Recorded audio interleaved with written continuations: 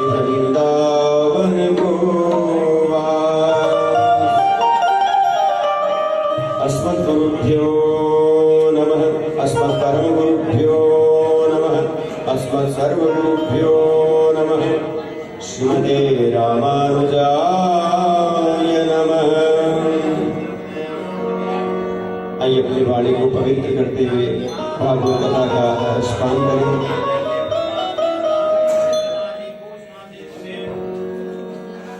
अधरम मधुरम वदनम मधुरम नयनम मधुरम हसितम मधुरम।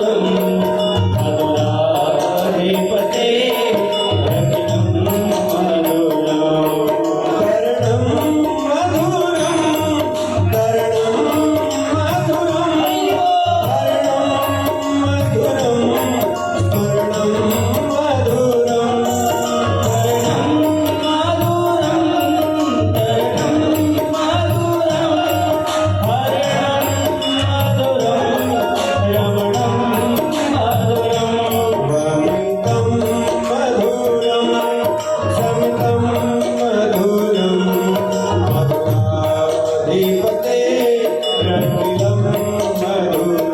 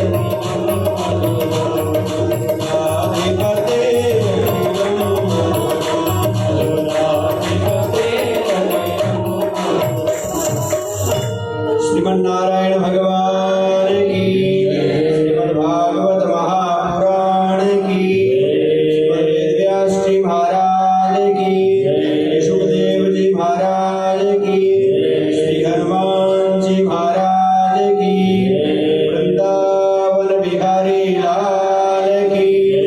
जय जय श्री राम, जय जय श्री राधे, जय जय श्री राधे श्याम। निगम कल्पतरोर्गलितं फलम् सुखमुखात् अमृतद्रव संयुतम् पिबत भागवतं रसमालयं मुहुरहो रसिका भुवि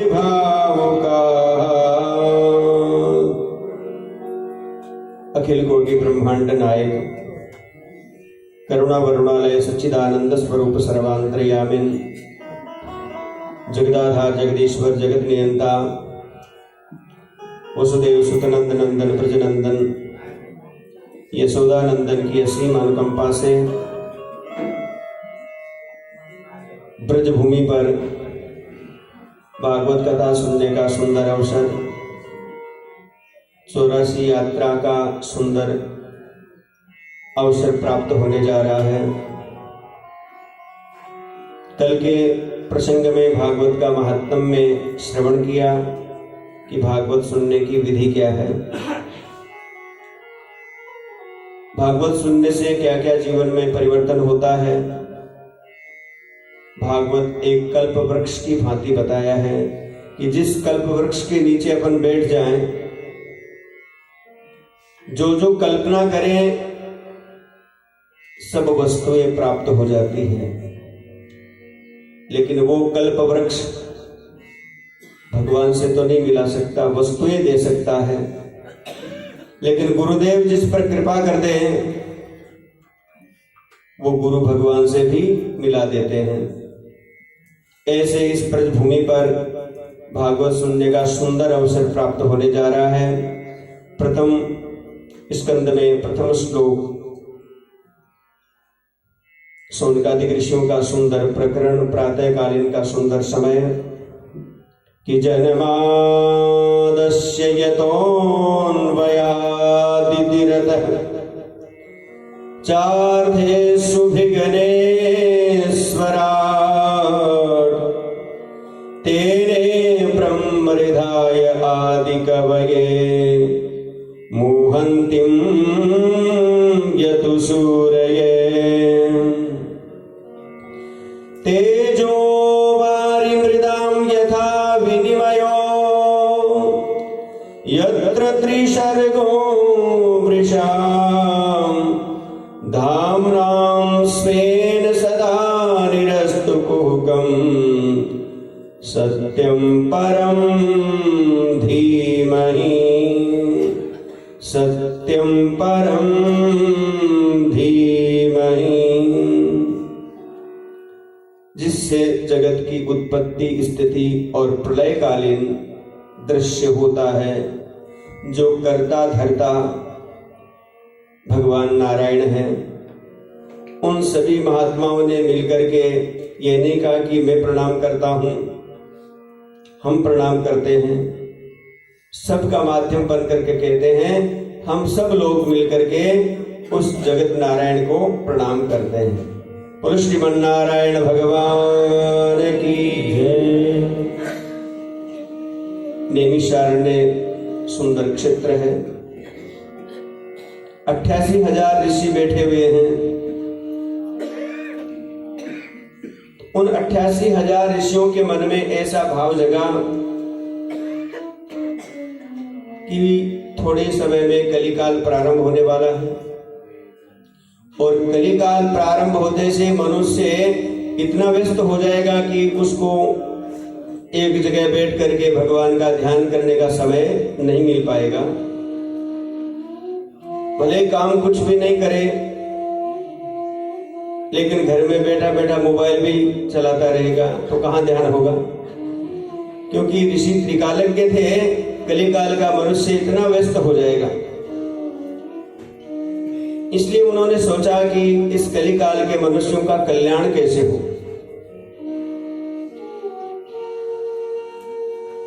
तो शौनकादिक ऋषि 88,000 नैमिषारण्य क्षेत्र में बैठे हैं। उसी समय सूत जी महाराज वहां पर पधारते हैं। जैसे सूत जी आए, सूत जी उन समय उनकी अवस्था 16 वर्ष की है और जो बड़े बड़े 88,000 ऋषि बैठे हैं उनकी अवस्था, उनकी आयु हजारों वर्ष की है। तो भी सब उठ करके उन सूत जी महाराज को प्रणाम करते हैं। बोलो सूत जी महाराज की जय। क्योंकि सूत जी ज्ञान देने में बड़े प्रवीण हैं।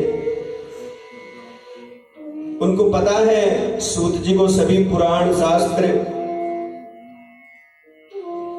सुनाना आता है, विद्वज्ञता है। तब सूत जी कहते हैं कि हे ऋषियों, तुम्हारे मन में क्या भाव है, मुझे बताओ। तब 88,000 ऋषियों ने कहा कि हे सूत जी महाराज, वैसे तो हम दिन रात भगवान का भजन करते हैं, पूजा करते हैं, लेकिन हमें ऐसा अभाव लग रहा है कि कलिकाल का मनुष्यों का कल्याण कैसे हो। उनके पास इतना समय नहीं रहेगा, कम समय में उनको ज्यादा लाभ कैसे प्राप्त हो। तब सूत जी कहते हैं कि हे शौनकादिक ऋषियों, बहुत सुंदर प्रश्न है। भगवान ने नैमिषारण्य क्षेत्र को पहले ही चुन करके उनको भेजा। भगवान ने उन ऋषियों को एक चक्र दिया कि ये चक्र जहां जाकर के गिर जाए, उस पावन क्षेत्र में तुम तपस्या करना। तो भगवान का छोड़ा हुआ जो चक्र था वो जाकर के नैमिषारण्य क्षेत्र में गिर पड़ा।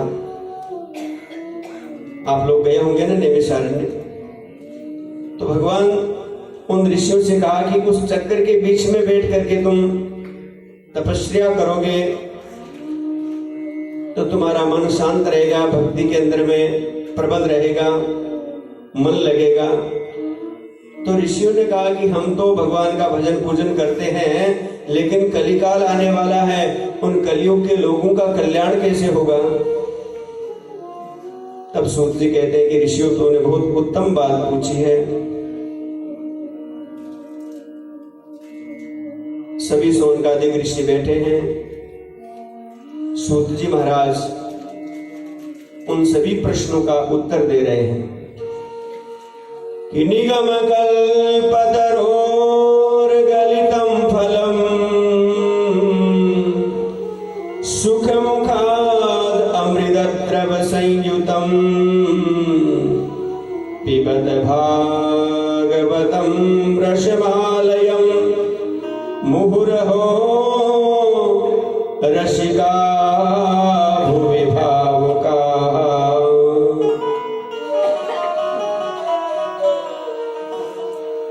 हे शौनकादिक ऋषियों, ये भागवत कथा, इसका रसपान करना, ये 3 जगह भागवत कथा का प्रकरण आएगा। एक तो कल आपने प्रसंग में सुना था भागवत के महात्म्य में, सनकादिक ऋषि देव ऋषि नारद जी को भागवत सुनाएंगे। एक प्रकरण आएगा नैमिषारण्य क्षेत्र में,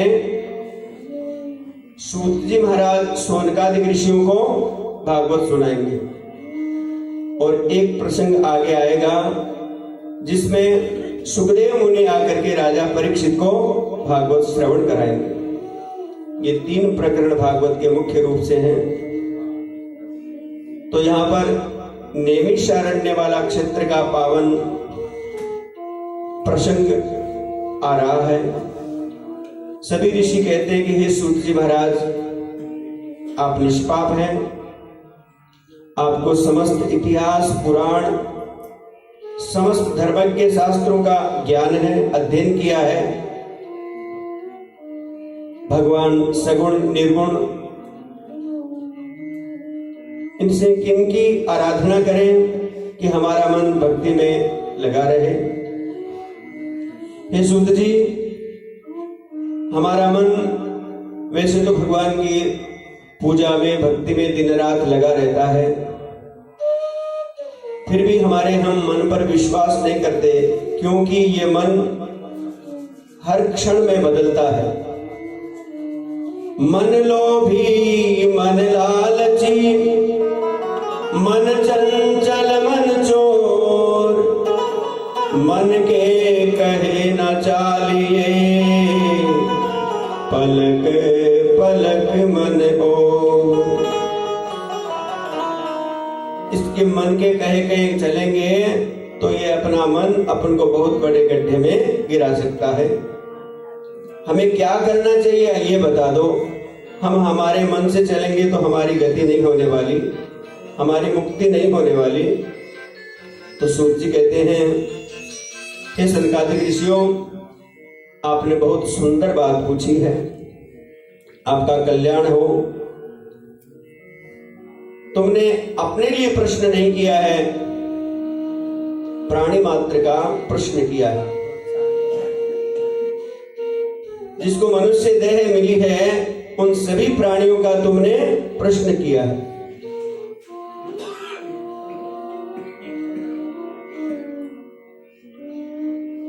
सौनकादिक ऋषियों, यदुवंशियों के रक्षक भक्तवत्सल भगवान नारायण, वसुदेव जी की धर्म पत्नी के देवकी के गर्भ से भगवान कृष्ण का प्रादुर्भाव हुआ। भगवान उनके गर्भ से अवतीर्ण होकर के हमारे सभी भक्तों को अपनी शरण में लिया है। तब सौनकादिक ऋषि कहते हैं कि हे सूत जी, आप सर्व समर्थ हैं, हम तो आपके मुखारविंद से उन नारायण की कथा ही सुनना चाहते हैं। हमें और कथाओं से कोई प्रलोभन नहीं है, हम तो भगवान नारायण की कथा ज्यादा से ज्यादा सुनाओ। भगवान की मंगलमय कथाओं में उनका आप वर्णन करके आपके मुखारविंद से हम श्रवण करना चाहते हैं। पुण्यमयी भगवान के लीलाओं को श्रवण करके हमारे कान तृप्त ना हो, सुनते ही रहे, ऐसी अभिलाषा हमारे मन में जाग जाए। ऐसी बातें की और कहा कि हमें एक चिंता और भी है, कलयुग आने वाला है, ये द्वापर युग चल रहा है, तो कलिकाल के मनुष्यों को हरि कथा सुनने के लिए 7 दिन का अनुष्ठान कैसे लगे, किस समय अपना समय निकाल करके 7 दिन तक वो अगर कथा सुन ले तो उनका मोक्ष हो जाए, उनकी सद्गति हो जाए। कलयुग में अंतःकरण की पवित्रता, शक्ति का अनुसरण कैसे हो। जैसे समुद्र को पार करने के लिए एक नौका का सहारा लेकर के व्यक्ति पार कर लेता है, लेकिन कलिकाल में मनुष्य कैसे अपने जीवन की नैया को पार करे। हे धर्मज्ञ सम्राट सूत जी महाराज, जब भगवान इस पृथ्वी के ऊपर आए, अपनी लीला का अनुसरण किया, फिर भगवान जब धराधाम छोड़ करके गए तो धर्म किसकी शरण में गया। सौनकादिक ऋषि सूत जी महाराज से अनेक प्रश्न करते हैं। उन सभी का प्रश्न सुनकर के सूत जी बड़े प्रसन्न होते हैं। सौनकादिक ऋषियों, तो उन्हें बहुत उत्तम बात पूछी है। वही बात भगवान नारायण एक बार ब्रह्मा जी को सुनाई थी। चतुश्लोकी भागवत का वर्णन किया और वही भागवत 4 श्लोकों की भागवत को वेद व्यास जी ने 18,000 श्लोक बना दिए। भगवान नारायण के मुखारविंद से भागवत का प्रारंभ हुआ और तुमने वही बातें पूछी है, तो मुझे बहुत बड़ा सुंदर अवसर आपने दिया कि नारायण का गुणगान मैं अपने मुखारविंद से तुमको भी सुनाऊं और मेरा मुखारविंद भी भगवान नारायण का वर्णन करके पवित्र हो जाए। सूत जी महाराज सभी सौनकादिक ऋषियों को प्रणाम करते हैं और भगवान नारायण का ध्यान करते हुए कहते हैं, अब तुमने जो जो प्रश्न किए हैं उन सभी प्रश्नों का उत्तर मैं भागवत के माध्यम से सुनाऊंगा। सोनकादिक ऋषि प्रातःकालीन सुंदर समय में सूत जी महाराज के मुखारविंद से भगवान नारायण की कथा का सुनने का अवसर प्राप्त कर रहे हैं।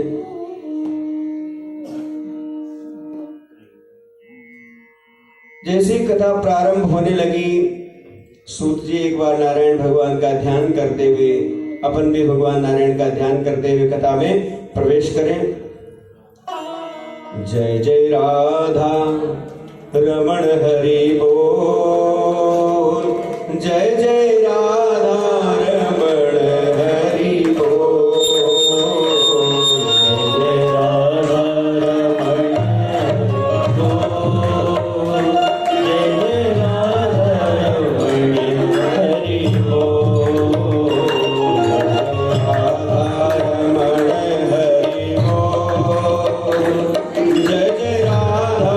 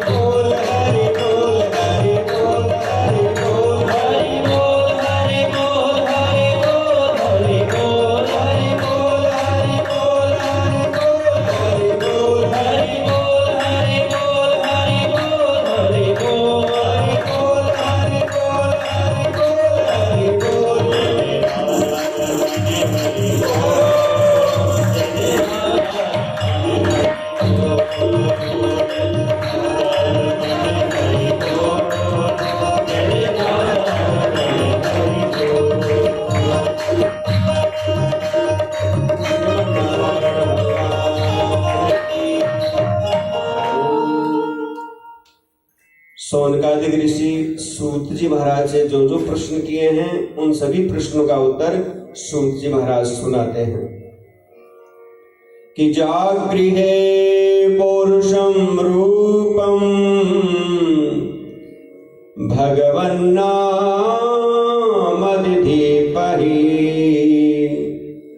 संभूतं षोडशं काले आदोलोकसुखीक्षया।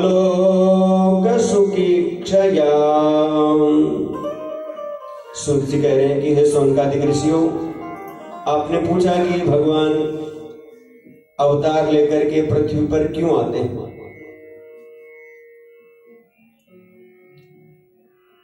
अगर पृथ्वी पर ज्यादा पाप बढ़ जाए तो भगवान वहां बैठे बैठे ही अपना काम करा सकते हैं ना।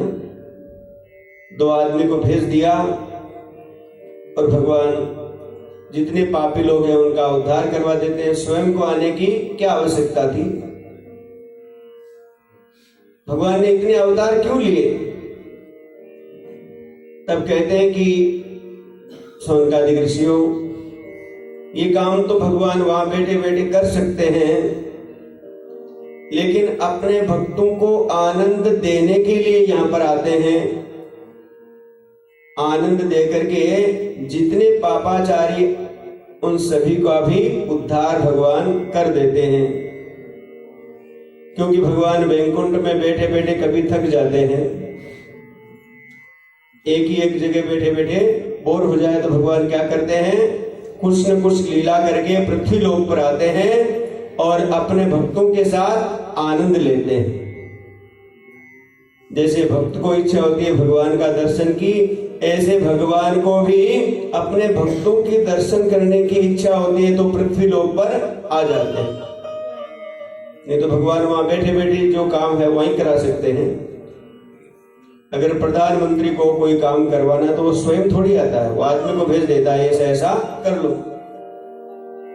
लेकिन भगवान कहते हैं कि मैं अपने भक्तों के साथ में रमण करने के लिए मुझे स्वयं को आना पड़ता है। जैसे भक्त अपने भगवान के दर्शन की इच्छा लालसा रखता है, ऐसे ही मैं अपने भक्तों के साथ रमण करने की और उनका दर्शन करने की इच्छा मैं रखता हूं। सूत जी कहते हैं एक कारण तो यह है कि भगवान वैकुंठ में बैठे बैठे अपने भक्तों को याद करते हैं और उनका दर्शन करने के लिए पृथ्वी लोक पर आते हैं। भगवान अपने विराट स्वरूप के अंदर वैकुंठ में बैठे हैं। उस विराट स्वरूप की कल्पना कैसे बताई है कि भगवान के हजारों भुजाएं हैं, बहुत बड़ा सुंदर सिंहासन है, हजारों देवता भगवान नारायण की दिव्य स्तुति कर रहे हैं।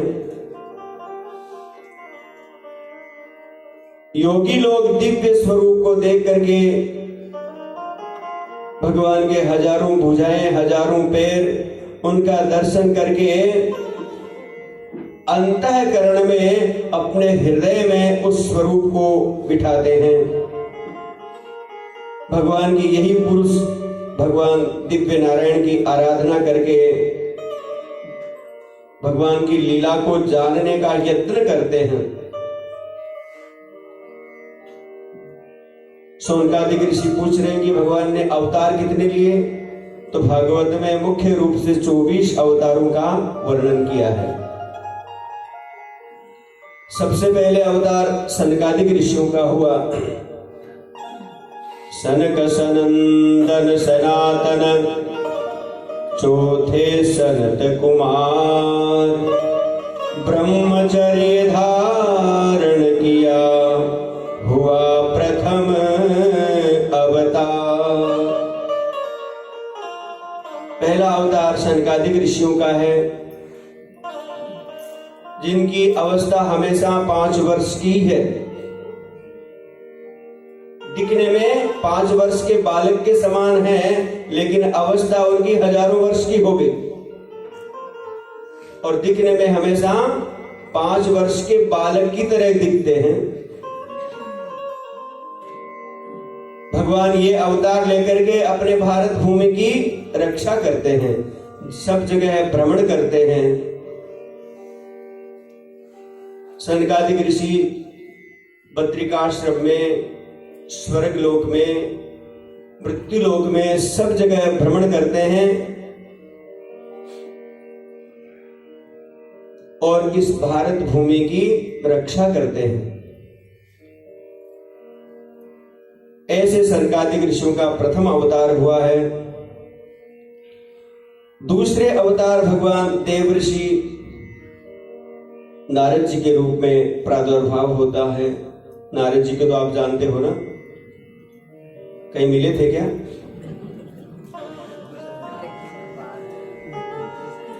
लेकिन आज नारद जी को आप एक संबोधन करके बहुत गलत काम करते हैं,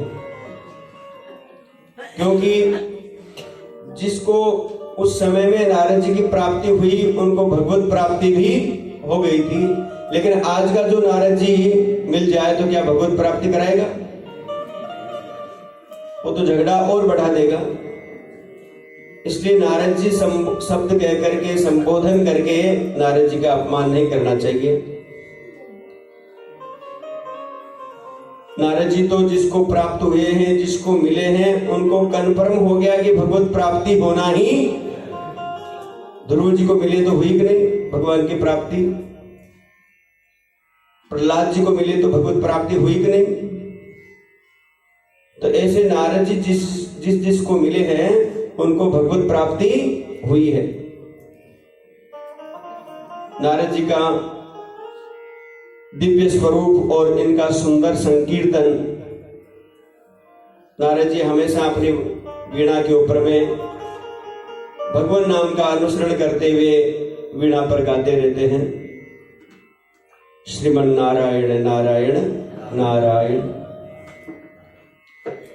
और कहते हैं कि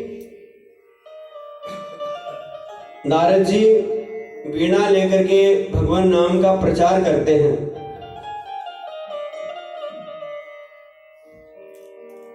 प्रचार करते हुए ये कहते हैं कि जो इस नाम का अनुसरण करेगा वह इस भव से पार हो जाएगा। तीसरे अवतार के अंदर में बताते हैं कि महाराज पृथ्वी को जब रसातल में दैत्य लोग प्रकट होकर के ले गए थे, उस समय भगवान स्वयं एक सुग्गर के रूप में बारह बन करके अवतार लेते हैं। बोली बारह भगवान की। भगवान बारह बन करके पृथ्वी लोक के ऊपर में जितने दैत्य लोग हो गए थे, भगवती पृथ्वी को रसातल में ले गए। उस रसातल में गई हुई पृथ्वी को भगवान बारह बन करके वापस स्थापित करते हैं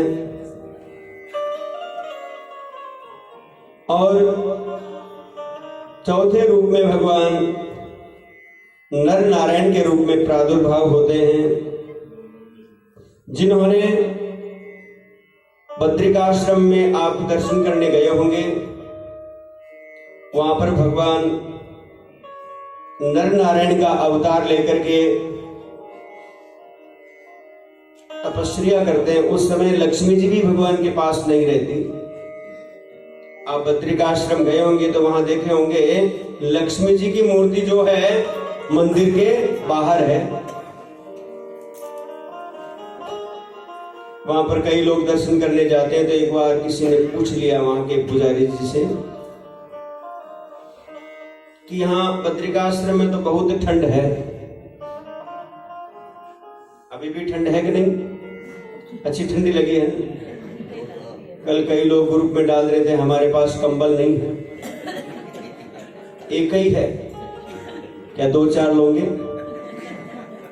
तो इतनी ठंड ऐसे बद्रिकाश्रम के अंदर में बहुत ठंडी है। उस ठंडी के अंदर भी भगवान को जब चंदन लगाते हैं तो वहां के पुजारी चंदन घिस करके भगवान के मस्तक के ऊपर में इतना एक जैसे प्लास्टर करते हैं, पूरा मस्तक के ऊपर में चंदन लगा देते हैं, एकदम जाड़ा चंदन। तो एक वैष्णव ने पूछा कि यहाँ तो इतनी ठंडी है और चंदन वैसे ही ठंडा रहता है, तो इतनी ठंडी में भगवान को ये चंदन अर्पण क्यों करते हो?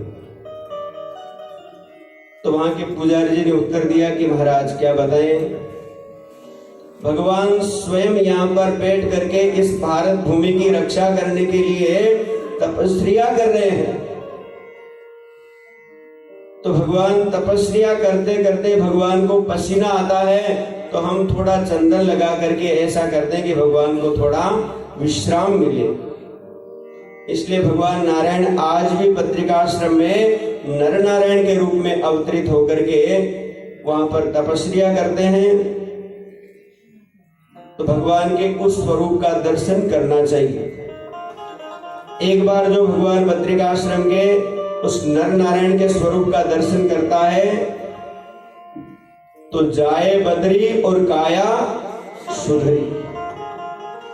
पुराने जमाने जब बद्रिकाश्रम जाते थे ना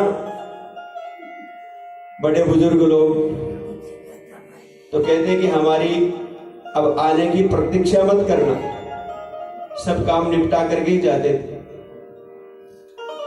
इसलिए बद्रिकाश्रम एक बार दर्शन जरूर करना चाहिए। ये कहावत है ना, जाए बद्री काया सुधरी। क्यों कहते हैं ये?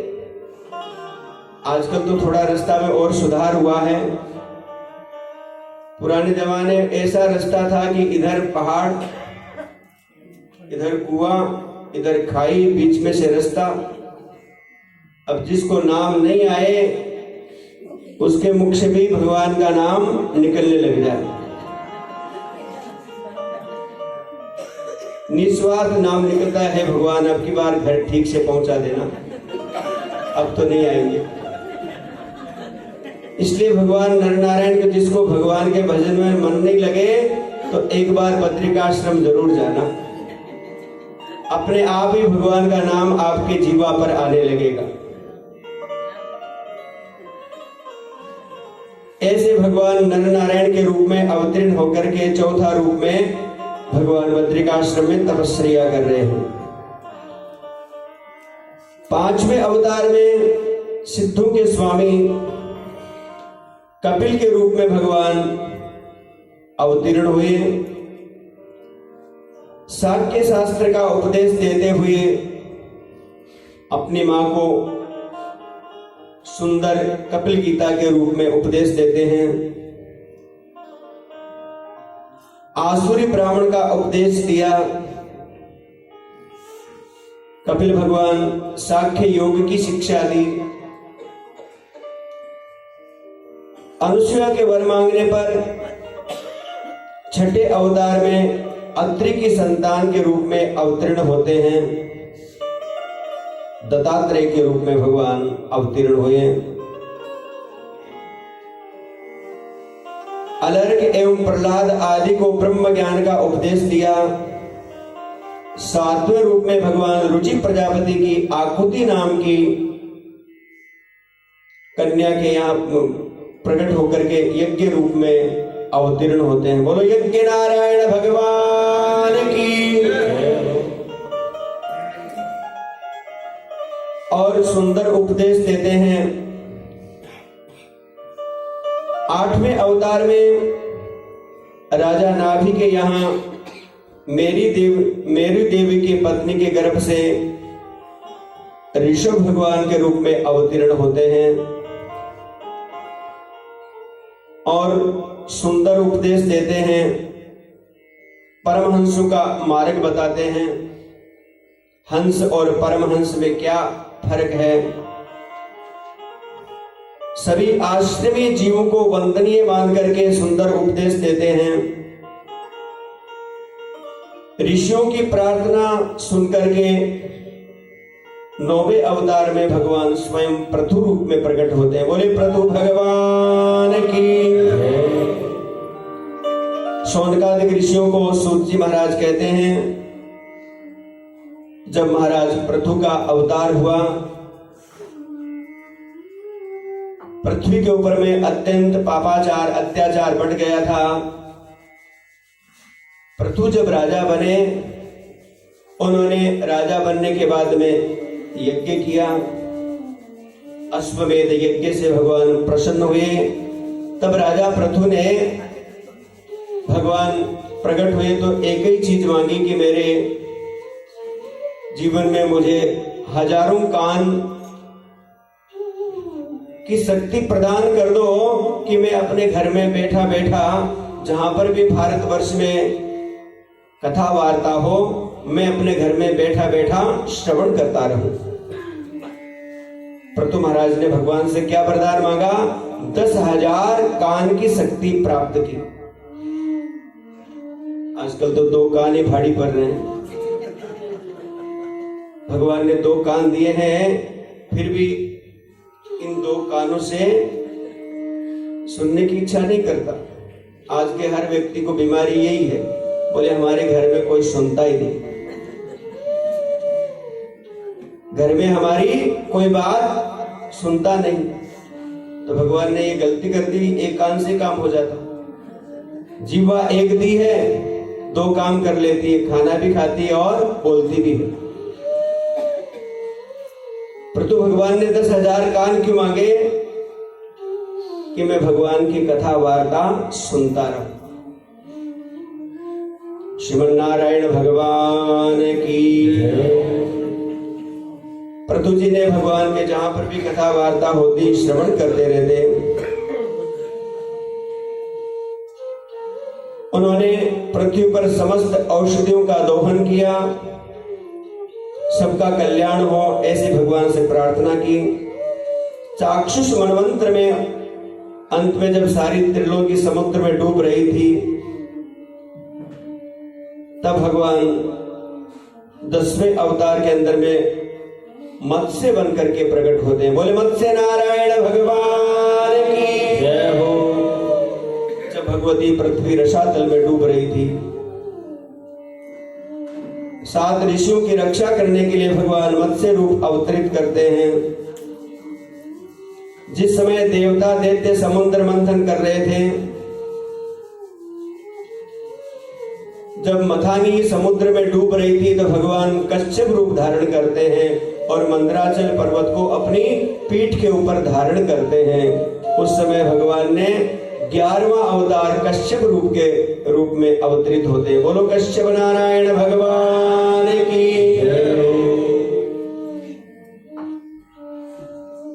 समुद्र मंथन प्रारंभ हुआ।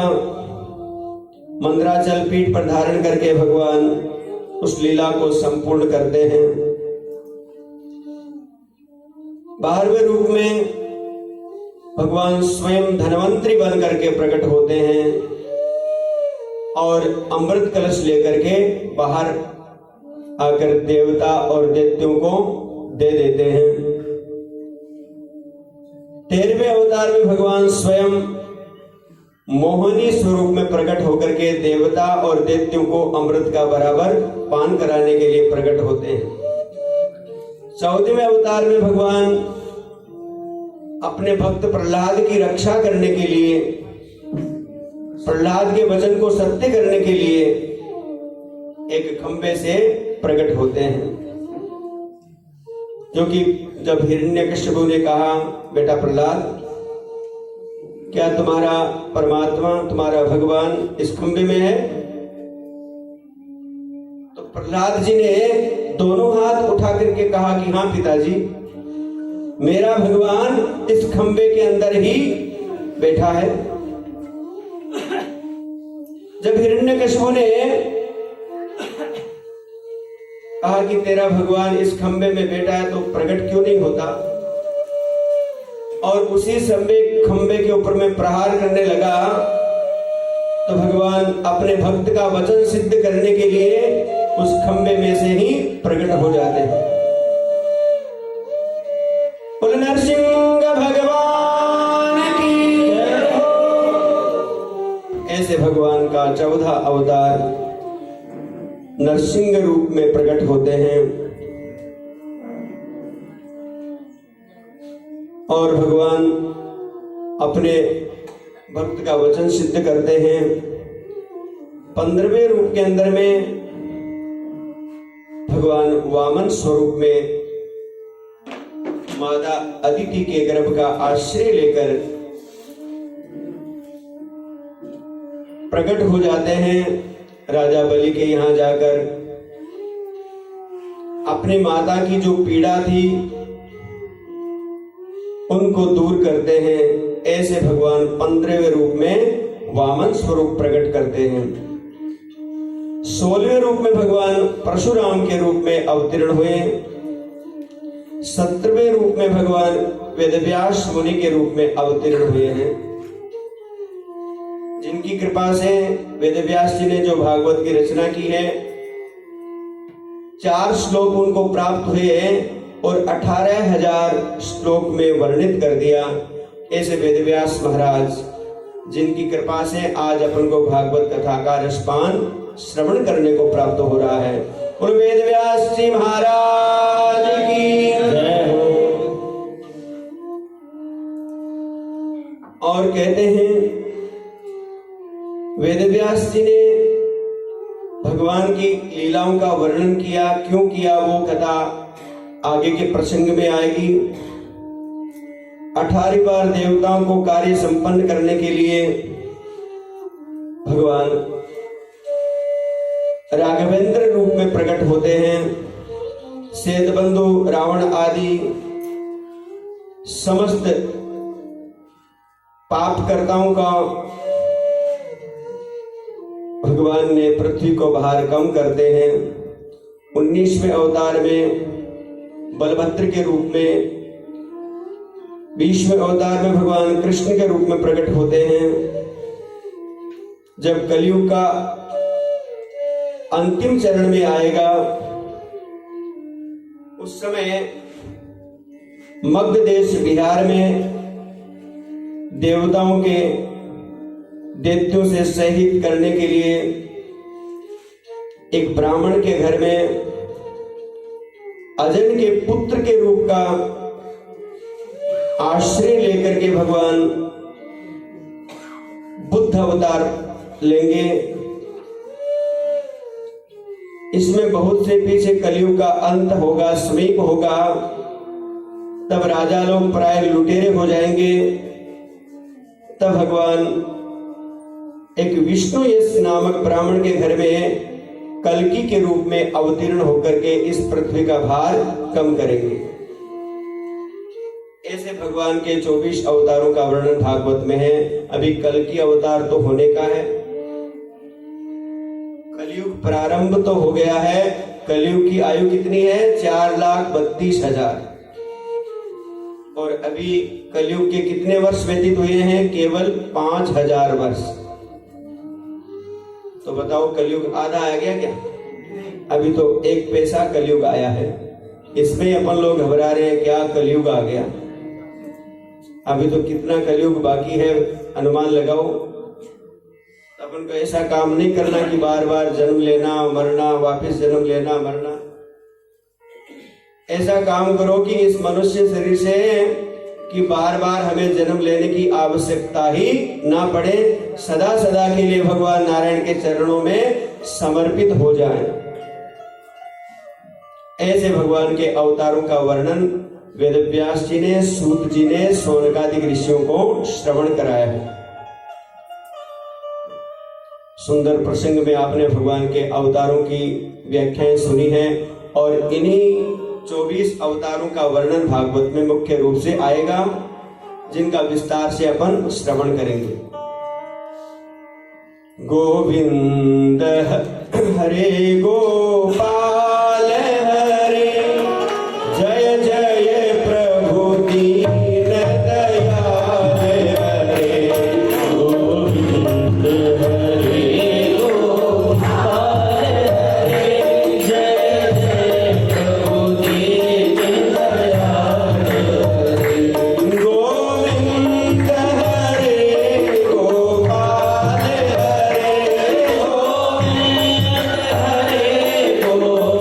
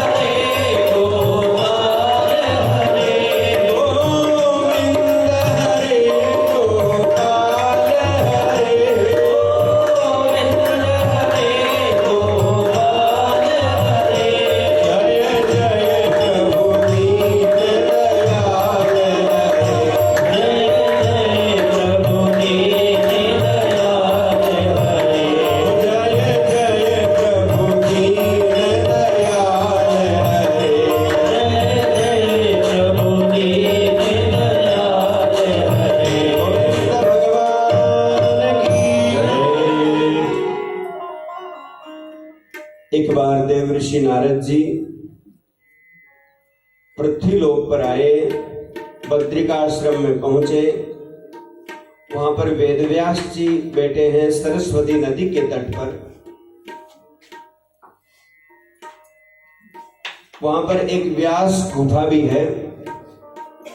आप बद्रिकाश्रम गए होंगे ना, तो वहां पर सरस्वती जी का जो तट है उसके बगल में व्यास गुफा है। उस गुफा के सामने में एक बहुत बड़ी शिला है, उसके ऊपर में वेदव्यास जी बैठे हैं। वेदव्यास जी उदास है।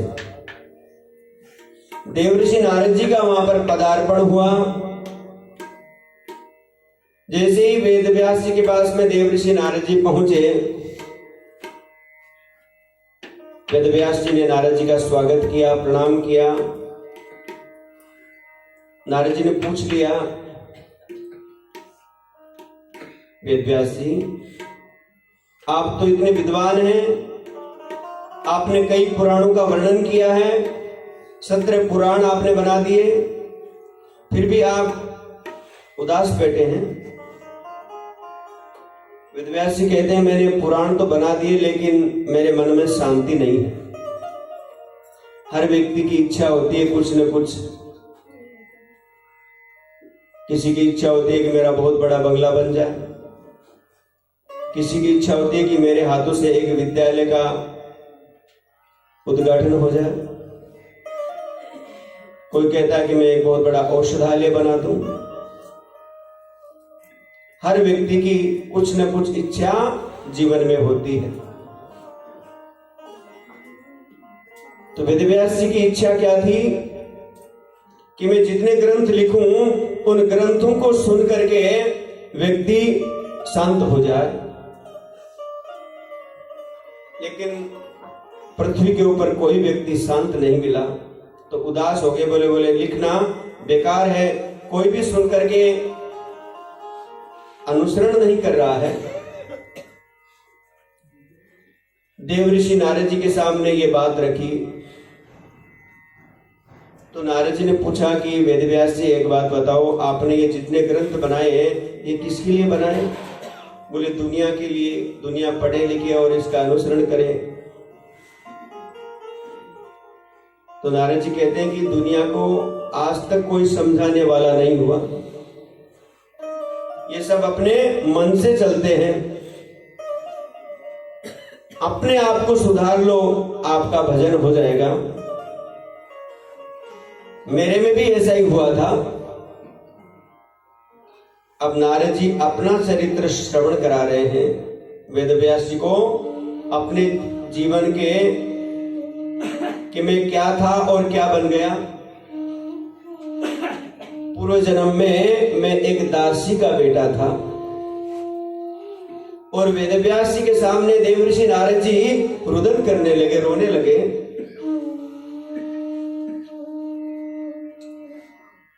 वेदव्यास जी ने पूछा, नारद जी क्यों रो रहे हो? क्या बताऊं वेदव्यास जी? एक छोटा सा 5 वर्ष का बालक घर घर में कई लोगों की डांट फटकार खाता रहा, और आज मैं इतना बड़ा भगवान का एक पार्षद बना हूं, तो ये संत महात्माओं की कृपा से ही बना हूं। और अपना पूर्व चरित्र कहने लगे कि मैं पिछले जन्म में एक दासी का बेटा था। मेरी माँ 10-5 घरों में बर्तन साफ करती, झाड़ू पोछा लगाती, इस प्रकार अपनी दिनचर्या व्यतीत कर रही थी। एक बार हमारे गांव में चातुर्मास प्रारंभ हो रहा था, तो बड़े बड़े महात्मा हमारे गांव में आए। सायंकाल के समय में हमारे गांव में पहुंचे तो महात्माओं के पास में भगवान की बहुत बड़ी बड़ी मूर्तियां थी, और कम से कम 60-70 महात्मा एक साथ अपनी मंडली लेकर चलते। वो हमारे गांव में सायंकाल के समय आए और गांव की जो चौपाल होती है वहां आकर बैठ करके अपने भगवान को विराजमान कर दिया, और पूजा कर दी, आरती कर दी और शाम का समय था।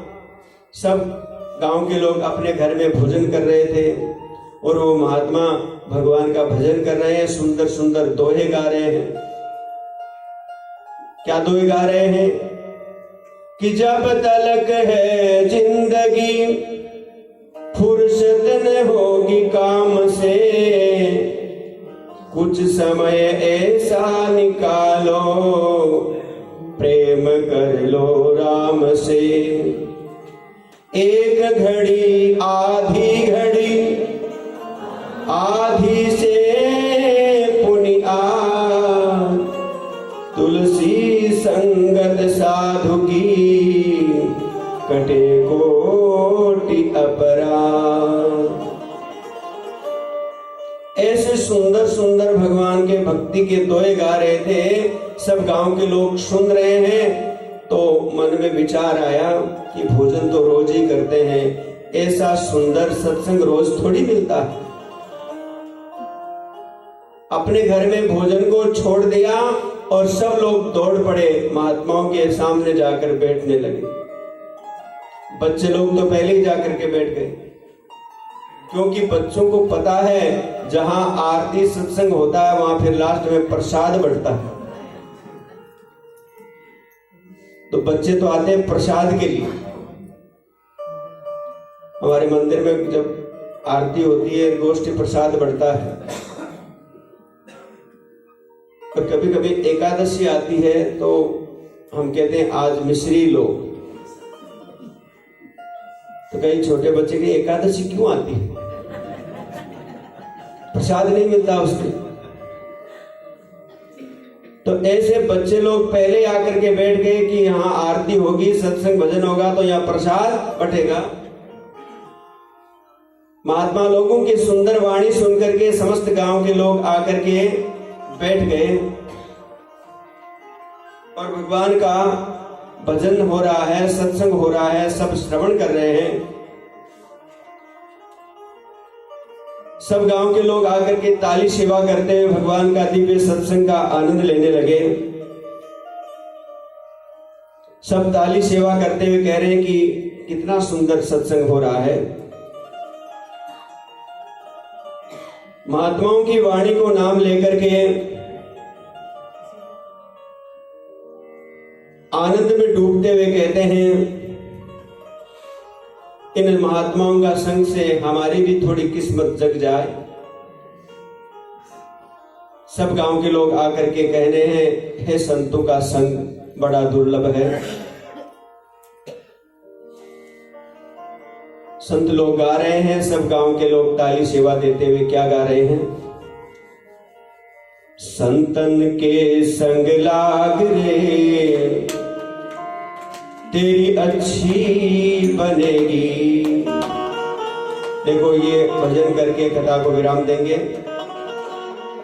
यात्रा की तैयारी हो रही है तो ये बड़े भाव के साथ में भजन गाना है। और देखो यात्रा में आप जब चलो ना तो अपनी सांसारिक बातों का वार्तालाप ना करना, ज्यादा से ज्यादा आपसे कीर्तन करो या माला हाथ में लो, भगवान का जप करो।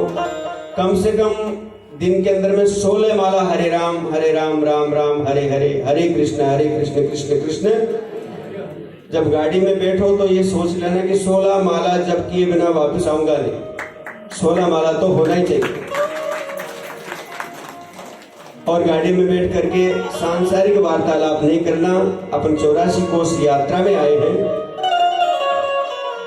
अच्छे लोगों का संग मिला है तो इस संग का आनंद लेना है।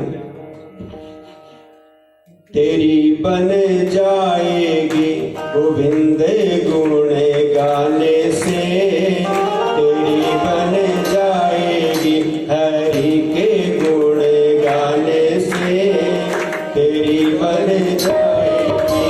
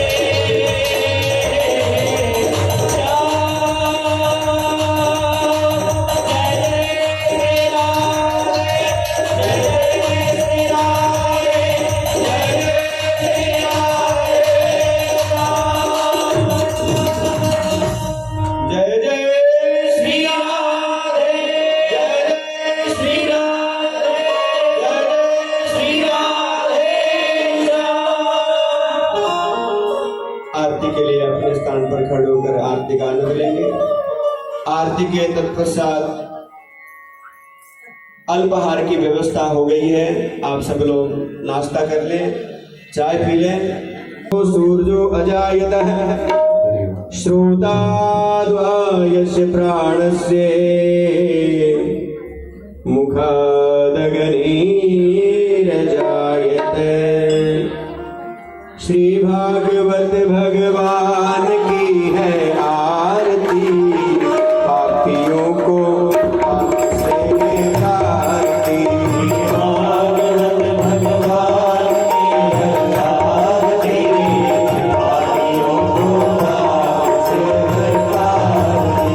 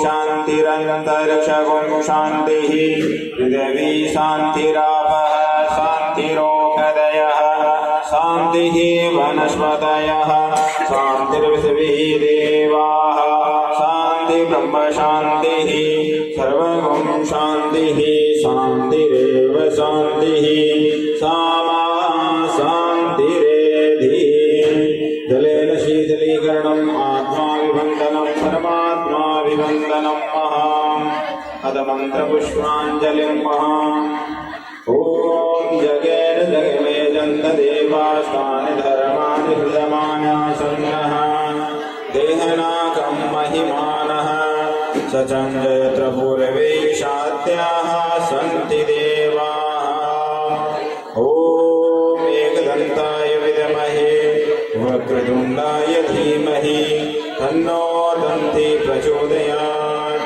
ॐ नारायणाय विद्महे वासुदेवाय धीमहि तन्नो विष्णु प्रचोदयात् ॐ महालक्ष्मी च विद्महे विष्णुपत्नी च धीमहि तन्नो लक्ष्मी प्रचोदयात् ॐ नन्दनन्दनाय विद्महे राधाप्रियाय धीमहि तन्नो कृष्ण प्रचोदयात् नानासुगन्धि पुष्पाणि यथा कालोद्भवानि च पुष्पाञ्जलिं मया दत्ता गृहाण परमेश्वर शशाङ्काय सायुक्ताय भगवते श्रीद्वारिकाधीशाय नमः उभय चरणारविन्देषु मन्त्रपुष्पाञ्जलिं समर्पयामि कायेन वाचा मनसेन्द्रियैर्वा बुद्ध्यात्मना वा प्रकृते स्वभावात् करोमि यद्यत् सकलं परस्मै नारायणायेति समर्पयामि यानि कानि च पापानि जन्मान्तरकृतानि च तानि सर्वाणि नश्यन्तु प्रदक्षिणा पदे पदे अपराध सहस्रभाजनं पतितं भीमभवार्णगोदरे अगतिं शरणागतं हरे कृपया केवलमात्मसात् कुरु। बोलो श्री लक्ष्मी वेंकटेश भगवान